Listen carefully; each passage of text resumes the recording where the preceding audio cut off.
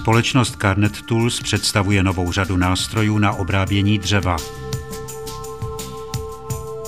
Falcovací fréza duralová s výměnnými břitovými destičkami. Fréza se vyrábí v průměrech 80, 100 a 125 mm. Rovinné frézování umožňují břitové destičky uložené po obvodu, které mají oboustranné ostří. Po otupení lze břit jednoduše otočit.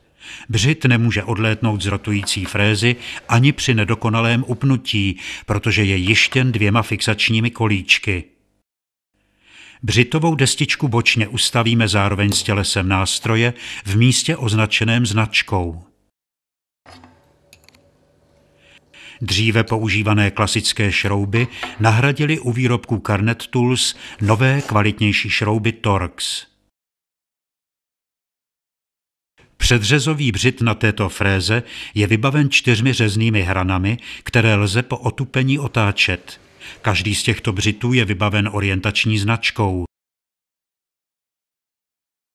Frézu lze použít na klasické rovinné frézování nebo ke kopírování s pomocí opěrného kroužku s ložiskem. Kopírovací kroužek se musí volně otáčet, proto je nutné, aby z obou jeho stran byly vloženy distanční kroužky.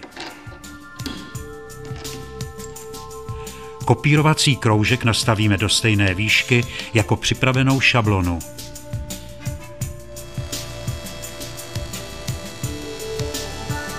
Správná volba jakosti břitové destičky zaručuje kvalitně opracovaný povrch.